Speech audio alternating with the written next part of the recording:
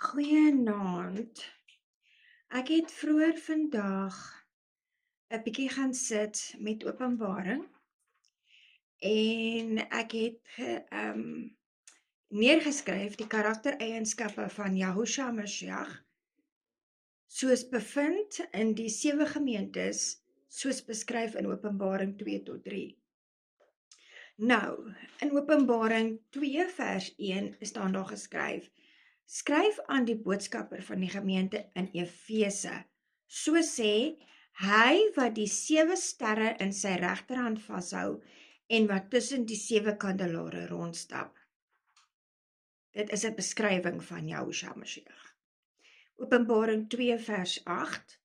Skryf aan die boodskapper van die gemeente in Smyrna, so sê hy wat die eerste en die laaste is, wat dood was en weer lewe.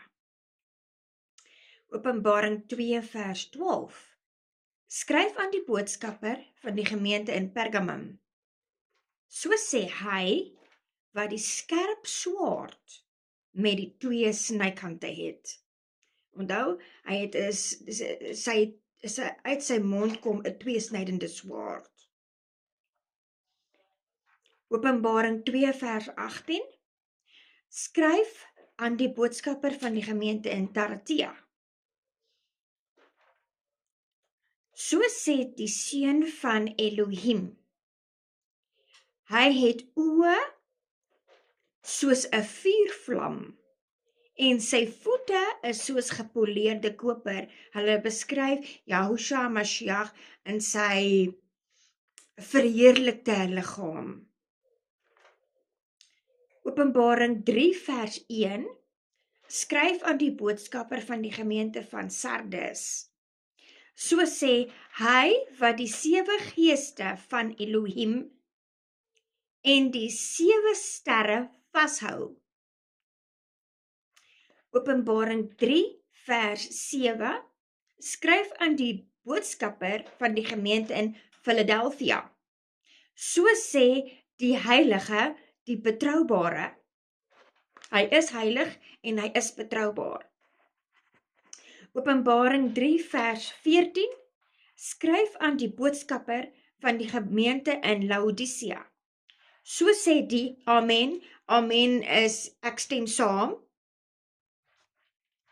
Die getroue en gebetroubare getuie, laat ek dit net weer herhaal. So sê die Amen, die getroue en betroubare getuie. Hy is die enigste getuie wat betroubaar is. En hy is getrou. En hy is die ja en amen.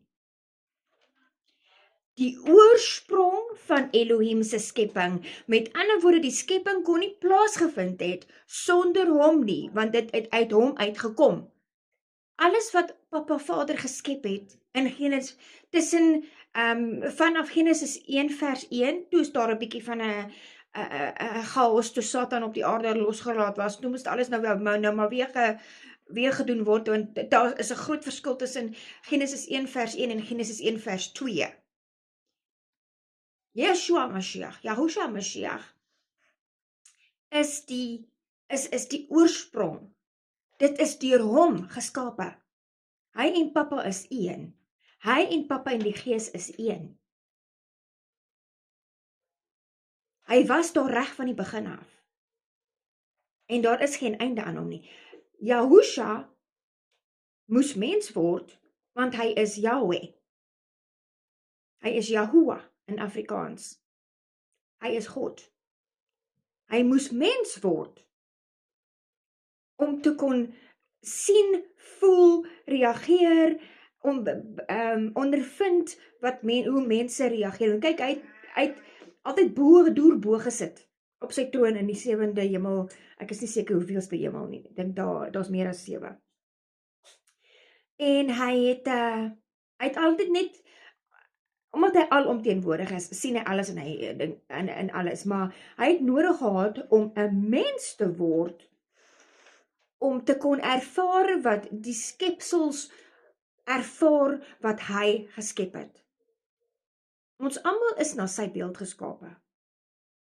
Ons almal is veronderstel om sy wil te doen. Maar omdat ons in sonde gebore is, en sodra ons wysheid en insig en kennis en alle goeders het, want as 'n babatjie is jy nie 'n babatjie, jy weet bokkerol. Sodra jy die kennis het, en hy begin in jou hart te werk, en jy voel jy wil jou sondige lewe los, sodat jy kan aangaan met syne, die beroeping wat hy jou gegee, die brandende gevoel in jou hart, wanneer dit kom, en jy neem hom in jou in, jy sê vir my hart is oop, kom in, jy het geklop aan die deur, ek maak oop, kom in, dan verander 'n mens, en in hom is jy 'n nuwe kreatuur. Jy is veronderstel om soos Jahusha te praat, soos Jahusha te handel. Jy is veronderstel om soos hy te dink. Jy moet sy gedagtes hê. Jy moet soos hy loop. Jy moet 'n wandelende vredemaker wees. 'n wandelende barmhartiger. 'n wandelende woord. Al die vrugte van die Gees moet jy in jou hê, as hy in jou is. Indien hy jou saligmaker is, indien hy jou Here is, jou Elohim is, dan behoort dit wat uit jou mond uitkom, te wees soos hy. Ek dink nou aan 'n liedjie wat ek as klein kind ook al gesing het, te wees soos Jesus, te wees soos Jesus. So rein en heilig. Ons moet wees soos hy. Want as jy nie soos hy is nie, dan is daar fout. Geseënde dag verder.